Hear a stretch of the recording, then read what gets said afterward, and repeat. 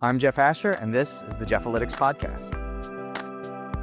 Sometimes, the hardest part about a crime isn't figuring out what happened. It's revisiting what's already been decided.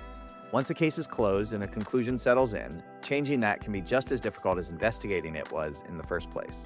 My guest today is Jill Collin Jefferson, a civil and human rights attorney and the founder of JULIAN, an organization focused on investigating modern-day lynchings and working with families and communities seeking answers in cases that have often gone unresolved or unquestioned. In this episode, we talk about how she approaches that work, how these cases reach her in the first place, and what it takes to re-examine investigations that others have already moved on from. We also get into the realities of doing this work in the field, the challenges of working across different jurisdictions, and the tension that can come with taking a closer look at cases that were never meant to be reopened. If you're looking for a conversation about what it takes to keep pushing when the answers aren't as settled as they might seem, this is it. My guest today is Jill Collin Jefferson. Jill, thanks so much for joining. Thank you so much for having me, Jeff. So walk me through, what is your background? What brought you here to us today? Well, I am a civil and human rights attorney. My background, I grew up in the sticks of Mississippi, went to an undergrad. I met Julian Bond, who became my mentor and taught me everything I know about civil rights and human rights. He took me under his wing and he became my mentor. Years later, when I was in law school, I went to Harvard and I was working in the innovation lab to put together a civil rights organization that was unlike any other that existed. And I thought, what should I name this thing? And so I named it JULIAN after him and founded JULIAN in 2020. We are the only organization in the country that has a focus on modern day lynchings. Our mission is to end caste systems in America. And I think we've done some good work in getting to where we need to go in achieving our vision. And sort of what motivates you to do all of this work? So it's my purpose on this earth. And I know it sounds weird, but when I was an undergrad, Professor Bond took me aside and he said, your purpose in life is to be a disciple of civil rights because you understand it better than your peers. So you have a responsibility to teach them. And I really took that to heart. And it wasn't just him saying it. I fell in love with civil rights, like the history of it, the movement. I love it. I'm in love with it. And I had started to investigate civil rights cold cases from the 1960s, like during the civil rights era, people who had been lynched during that time. And at one of those conferences about historical lynchings, somebody said, somebody here got lynched 2 weeks ago and nobody's talking about that. And I said, oh my gosh. And so at that point, my focus became focusing on modern day lynchings and getting attention to those and solving those cases. I want to ask a very broad question that sort of comes from my personal experience. My dad grew up in Bogalusa, Louisiana, which I guess would be the sticks of Louisiana. Are you familiar with Bogalusa? I am, yes. All right. I haven't been there. I think he took me there when I was 2.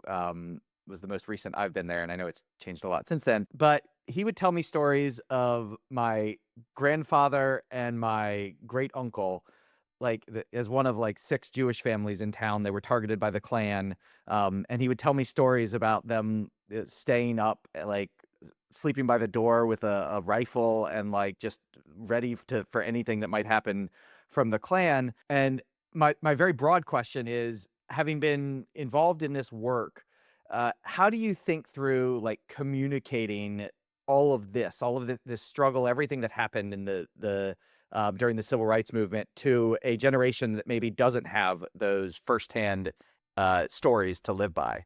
Yeah. So we talk about the evolution of lynching. We talk about what it was before and what it is now in terms of, before it would be mob violence and people would take souvenirs, like they would cut off body parts as souvenirs and things like that and take photographs and share those photographs around like baseball cards. And a lot of those photographs still exist to this day, and you can go online and see them. We talk about that and we talk about the transition to lynchings being more underground. The fact that lynchings now happen through not mob violence, but a couple of people who get together, and they're usually radicalized online, and they get together and they carry out this act. There's still the aspect of spectacle to it, like there was in the civil rights era.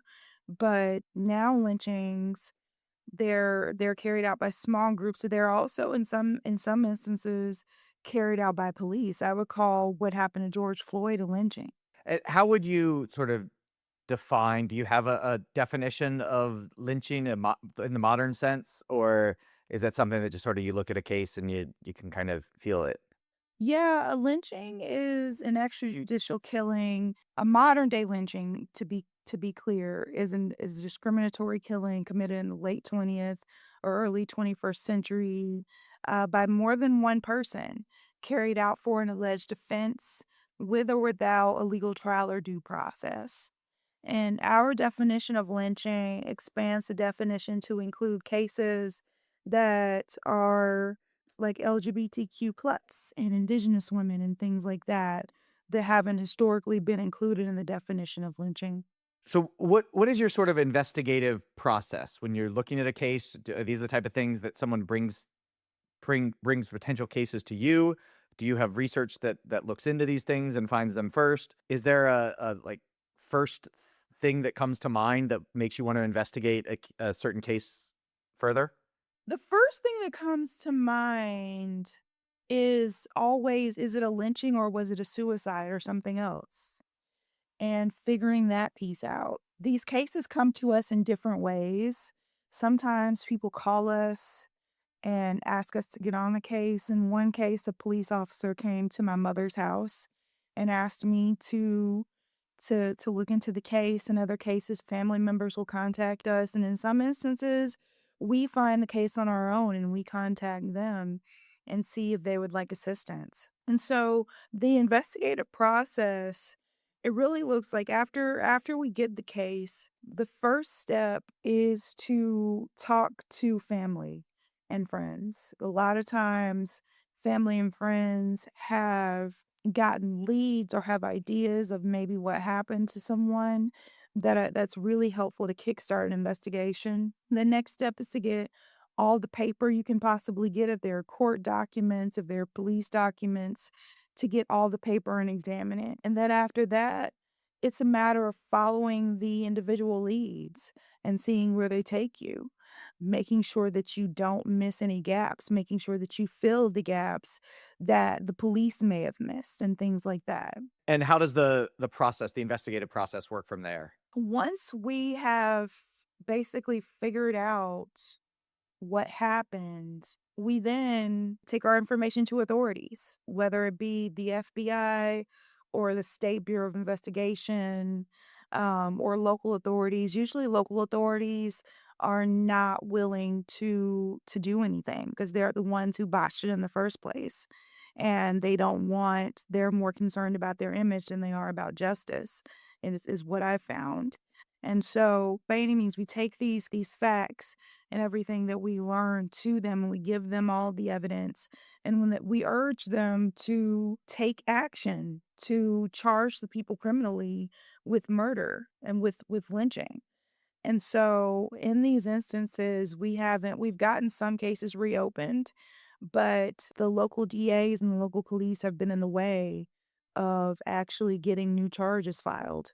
So is there a sort of a communication pattern that you tend to sort of operate within when you get this information? I'm sure you frequently, law enforcement is certainly skeptical. I imagine the public might be skeptical. You sort of have to overcome a level of skepticism. How do you go about sort of overcoming that? And what role does just communicating what you're finding play into that? Yeah, so it's never as easy as just communicating what we found. With every single modern day lynching case, we have to overcome a suicide designation first. The coroner, the crime lab, the police rule it a suicide, and you have to prove that it's not before they will actually, listen to you and what your theory is. So you have to disprove theirs, and so that's always an uphill battle. You have to show the gaps that they had in their investigation, the people they didn't talk to. You have to present the evidence to them that they missed, essentially, and show them, hey, if you had gotten this right, then you would have seen this different outcome. But yeah, we in every case we have to overcome the designation of suicide first. And that's always hard.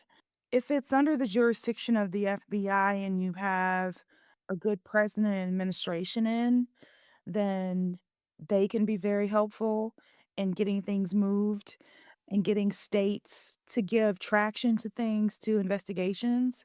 But we don't have that right now. And so it's basically just down to us to prove the cases on our own and with the evidence that we have and hope that the local authorities will listen. What has your experience been with that? Is it sort of hit or miss based on the jurisdiction and the police department or sheriff's office and coroner, or is it certain states or cities that do better that you've come across, or is it just sort of random scattering of you get lucky sometimes? I have found that it's always an uphill battle.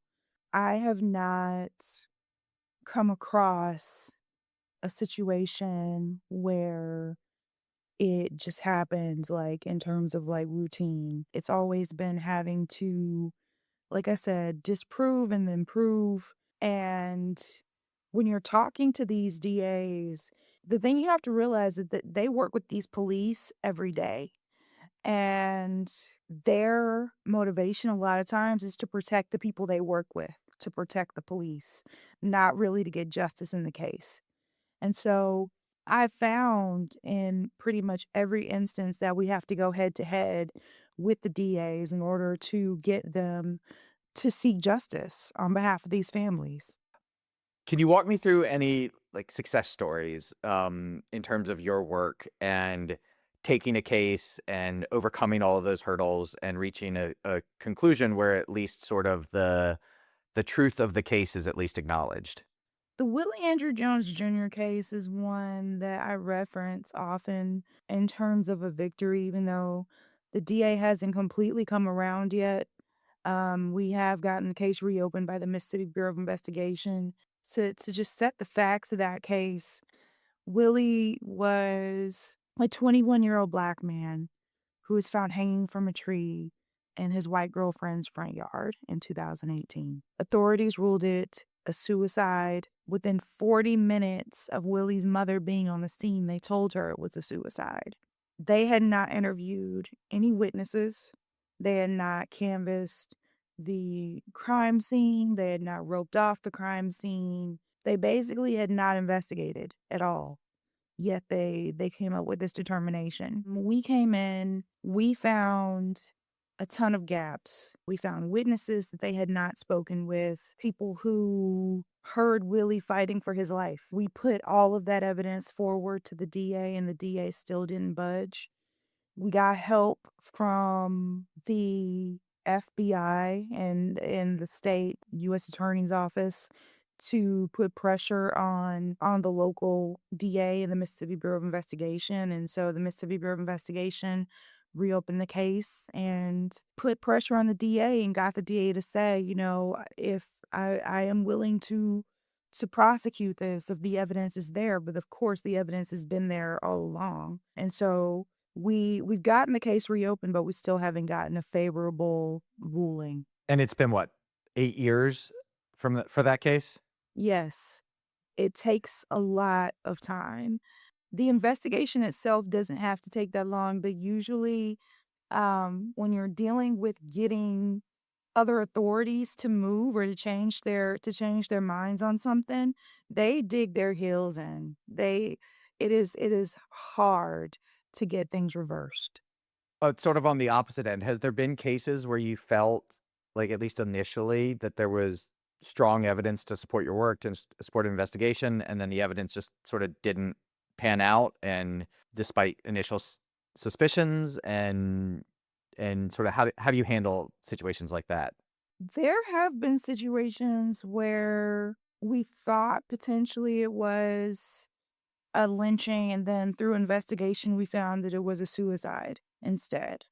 In those instances, What we do is we always work closely with the families. We don't reveal the identities of the people whose investigations we came out with as suicides, but we work closely with the families to make sure that they get some level of closure. In some of these cases, they might disagree, but after we show them the evidence, they tend to be more on board. But in those instances it's a very delicate balance. You have to be very aware of their feelings and the situation. And you also have to just really be aware of your own investigation to make sure that you didn't miss anything, like the police missed things in the first place. And so, yeah, it takes a lot. It's a delicate balance when you find out that it wasn't a lynching. You a lot of times have families who have been believing the opposite for years, and so it's a matter of helping them come to terms with what actually happened.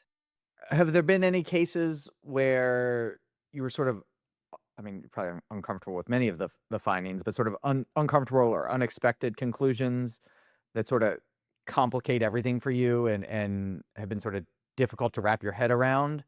And sort of like, I'm just curious, how do you handle like real, like strong complexity and uncertainty? Because that's something that, at least in the crime data world, we deal with all the time. And how do you express perceptions or express trends where the data's really the information's really uncertain?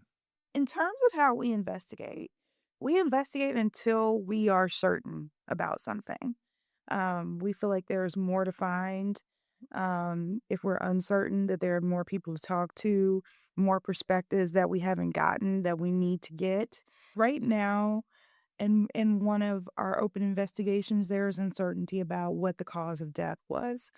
And that to me just means that we haven't talked to enough people or investigated deeply enough or got enough evidence. There have been some situations where like the autopsy will say something and witnesses will say something different.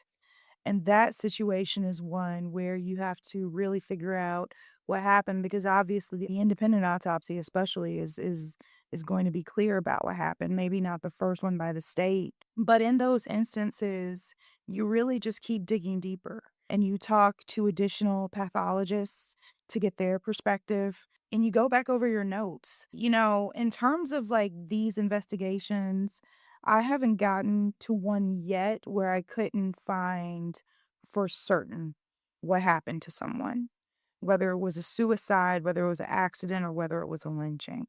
And so that hasn't come up as much. It just so far, it just means that we need to keep looking. But I haven't gotten to a case where at the end of the case, we're still uncertain.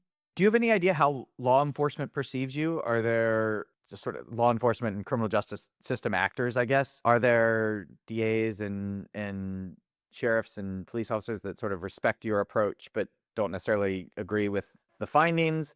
Or do you feel that there's sort of a contentious relationship pretty much always? With the exception of one case, it has been contentious every time. People do not like me. The authorities don't like somebody coming in and looking at gaps in their work. They don't like being exposed for having missed things. No. And then this work happens in the deep south. And I am not naive enough to think that who I am doesn't play a role into it. I'm a black woman doing this work. And I'm sure that that doesn't make it any easier for anybody to like me or to get on board with what we're doing. And so, with the exception of one case, a case where it was actually the police who asked us to investigate the case, it has been contentious the entire time. And how do you sort of handle that? How do you protect sources and continue investigating knowing that you sort of have a contentious relationship out there somewhere? I have allies. I don't want to say who they are, but I have Right. allies. Name all of your sources on this podcast, please. Our allies really do a lot in taking the heat off. Sometimes they'll file things so that I don't have to, so that there isn't a focus on me. Sometimes they'll take meetings so that I don't have to take them and so my identity doesn't have to be involved. And so that is how we get around it, having good allies, honestly. Can I ask you about your sort of somewhat high profile arrest in 2023? Sure. Is that okay? I don't want to. I'm Yeah, just it's curious, like fine. how. Nobody's ever asked me if they could ask first. But go ahead. It feels polite, right? Like, Yeah, it is um, like, yeah. so what one is, can you sort of describe what happened? And two, I'm just curious, how has your work or has your work at all changed since that offense or since that incident, I should say? What happened was that Julian, my organization, had sued the Lexington Police Department. They had been just completely violating people's rights. There were Fourth Amendment violations, 14th Amendment violations. Like they were targeting Black people, they were using excessive force, they were retaliating against people for free speech. It was just ridiculousness. It was the worst police crisis this country had seen in 50 years. And so something that was happening was that this was before the DOJ got involved and before people were paying attention to what was happening. I would go to Lexington and kind of patrol and police the police. And so one night when I was doing this, I saw the police pulling somebody over like they were in the process of arresting someone, and I drove by and recorded it. I drove back by, and when I drove by the second time, they stopped me and asked me why I was recording them. And then proceeded to try to arrest me. Well, not try, they did arrest me. They told me to get out of the car. I would not get out of the car. I asked them why they had stopped me because it wasn't a roadblock, so why are you just stopping me in the middle of the road and demanding to see my ID? From the perspective of like the legal perspective of a stop, things just were not right on their end. Things were just really off. And so I was not gonna get out of the car, and I was not going to just allow myself to be arrested. So they pulled me out of the car, pushed me up against the side of the car and put my hands behind my back, and when they put me in the police car, the white officer who had arrested me, he shaped his hands into, like, the shape of a gun and acted like he was, like, putting it to my head and shooting me. So we got to the police station, and he was really just, he thought he was gonna intimidate me. He was telling me, "You're gonna go to jail tonight," and I was like, "Okay, let's go to jail." He ended up taking me to the jail, and I spent, I think it was 3 days in jail, but it was honestly a blessing in disguise. So we knew that the police had been harassing women and stopping women for the purpose of getting their phone numbers, or asking them out on dates and things like that, and if the woman said no, the police would then figure out a way to arrest her, ticket her, or something like that. And so I had been trying to reach those women, and come to find out, they ended up being my cellmates. Like, I get in jail, and these women are my cellmates. The guards were able to get me some paper and a pen, and I just wrote down their stories and wrote down their contact information for when I got out. And so, it ended up being something that was really helpful to our efforts, actually. And since then, it's definitely set the tone in these cases to show how lawless this department was and how they tried to make a point to the community by arresting the leader of their local movement. They wanted to send a message to the community that they could not be stopped, that the police could not be stopped, and thankfully, that did not go over well, and the opposite was shown. What they were doing is what stop was put to it, and justice was found, and at least a DOJ findings report for these victims. And how has that impacted your work going forward? Well, now when somebody Googles me, the first thing they see is that I was arrested. And so, That was not the first um thing. I read about it. There was an interview you were giving, I think, to the University of Virginia. I read about it, so that wasn't the first thing. Okay, it wasn't the first thing, but it's there. It's one of the more prominent things there.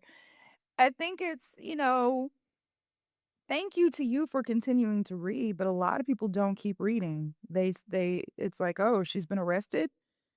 I don't wanna work with her. Why would an attorney get arrested?" And so, I I haven't seen it be like, a positive thing for the work, to be honest with you. It's been something that's been more like people don't get past the headline and, like, read what actually happened. It's more like it looks like incompetence on my end or that I was doing something wrong rather than the police actually targeting me and arresting me. And that was something else that I forgot to mention that we did find out that the police had targeted me. It was a former police officer told us that the police had been plotting to arrest me for some time, but they just couldn't figure out how and when, in the right circumstances. And so, everything came together that night for them. Yeah. Well, I really appreciate you sharing. It's it's obviously such a unique and important perspective, so I really appreciate that. I want to sort of turn to the future, and I'm curious, do you have a vision for what the future of your work, for what your organization looks like? And this is a question I've started asking all of my guests that is there a role for AI specifically in this, or is that just not something that's on your radar? AI is on my radar. Yes, it is. We have to be careful with, like, the AI data centers and things like that to make sure they're not polluting communities that are already vulnerable. I will say that. But in terms of AI as a small organization gives you more capacity. It also just sometimes, like, it can be helpful in brainstorming. And so AI does have a place in Julian's future. And what I see our work being is that we're gonna end lynchings for real this time. We're going to end lynchings. We are going to eliminate systems of caste in America. But the biggest thing in that is making sure that these families and these communities are taken care of, making sure that what their vision for what they want and what they want their future to be is what we uphold. And so I'll say I have a vision for Julian overall to end lynchings, to end modern day lynchings and to eliminate caste. But when it comes down to like the individual details of that depends on the communities that we work with and what they want, and how we can help them get there. That's great. Well, certainly an inspiring story and inspiring organization. So I really appreciate you coming on, Jill. Keep up the good work, and I wish you luck. Thank you so much for having me, Jeff. I appreciate it.